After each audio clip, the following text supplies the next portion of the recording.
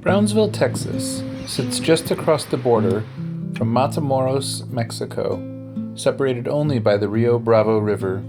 In the early 1800s, white European immigrants believed in manifest destiny, the idea that Americans were a virtuous people with an obligation to own all of the land from the Atlantic Ocean to the Pacific Ocean. In 1836, Texas was part of Mexico. To protect Mexico from native attacks, the Mexican government gave 30,000 U.S. settlers huge tracts of land in Texas.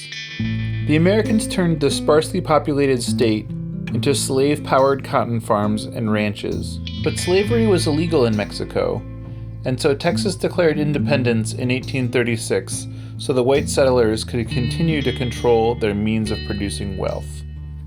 By 1846, the U.S. and Mexican armies lined up troops along the border in Brownsville. This became the first conflict of the Mexican-American War. The U.S. troops, led by future President Zachary Taylor, had an inferior position but had superior weaponry. The U.S. Army won the battle at Brownsville and went on to invade Mexico. After the deaths of 25,000 Mexican soldiers and 1,000 Mexican civilians, the U.S. took control of Mexico City. The war was over, and the U.S. took possession of the Texas territory.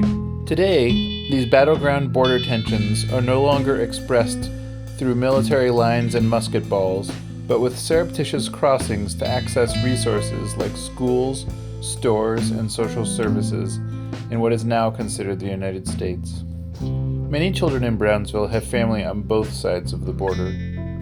Many of our students, they stay with family members here in the U.S. So that they're able to benefit from, to come to school here. I mean, they're U.S. citizens, but they don't have, the parents for some reason might not be U.S. citizens, but so they find a friend, they find a family, somebody, and they stay here in the U.S. side, and they come to school here. I know that a lot of children from other areas come here. Okay. I know the school district, they have to go, they have to check, each physical address and make sure that that person is actually living there. Those kids that belong to, supposed to be coming here, are coming here. Mm-hmm. And the ones that are not, well, they have to go back to go back to their schools or back across the border. I grew up in this area. I grew up very close to Cummings, so I know the situation that many of our students go through. I can relate a lot to them. Because we have a lot of students that have a needs for a bicycle, but they don't have the funds.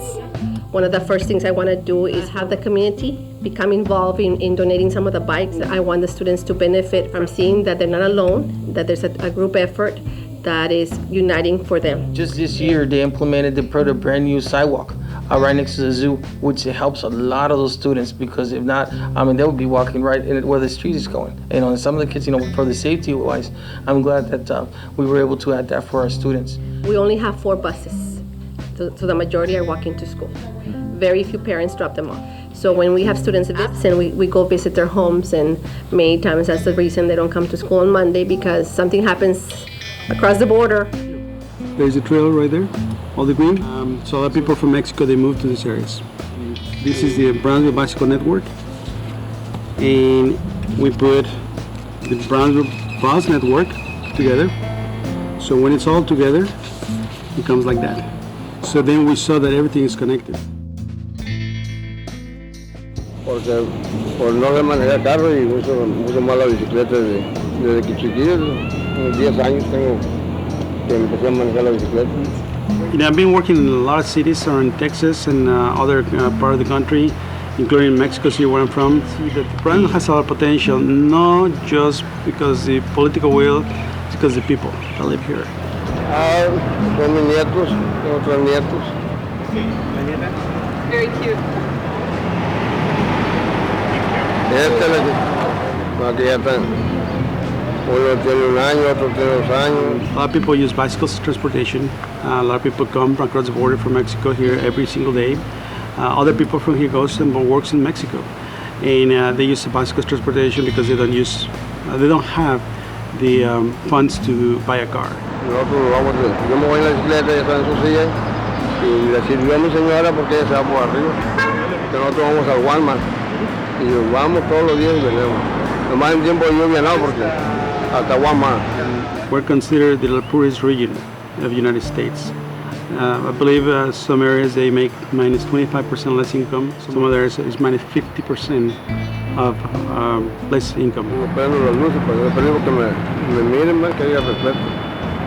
Porque muchas veces Political will is important. Brownsville had that political will from the past maybe 4-6 years. That's how they have accomplished a lot. But we don't have the grassroots. We don't have the people that will push this city, that will push the leaders to get something done. Ahí la estoy viendo. Ok. Ok.